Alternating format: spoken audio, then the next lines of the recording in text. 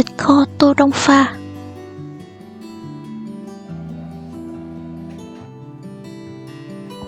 Một ký rưỡi thịt ba rọi.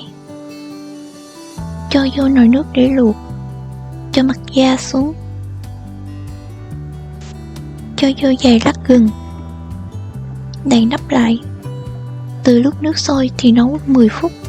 Thỉnh thoảng vớt bọt.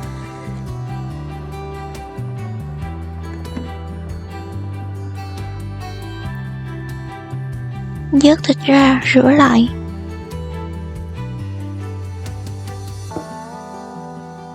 Cắt thịt thành các khối vuông lớn.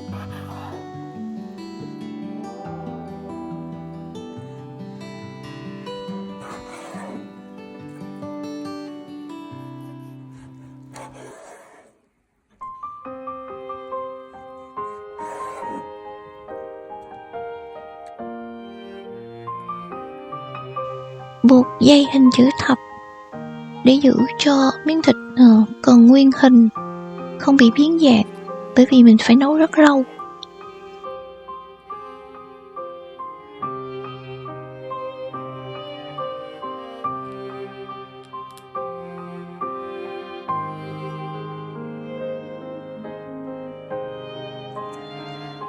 Trải các loại gia vị xuống dưới đáy nồi, còn có hành lá, tỏi, gừng, cho 2-3 củ tỏi tùy với bạn, 2 lá nguyệt quế, 2 thanh quế, 2 bông hồi và một ít hạt tiêu. Xong mình cho thịt lên trên.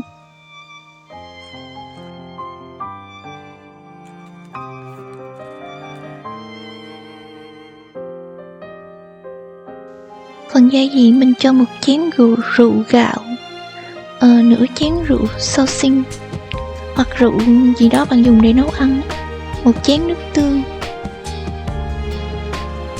nửa chén nước tương đen và 1 miếng đường phèn.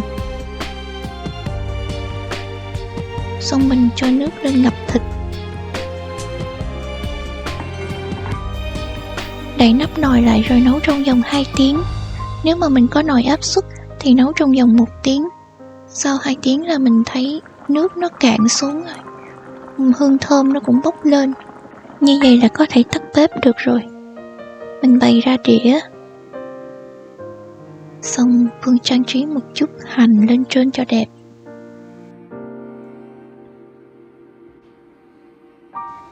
Thịt bây giờ mềm đến mức mình có thể tách ra bằng cái đũa. Kết cấu của thịt sau khi nấu thì nó cơ bản là giống như thịt kho tàu, nhưng hương vị hoàn toàn khác, rất là ngon. Và nguyên liệu gia vị rất cơ bản, nước tương đen. Nhưng mà khi bạn ăn vô bạn cảm giác một cái mùi thơm của thảo mộc và cái vị ngọt nhẹ của nước tương và thịt hòa quyện.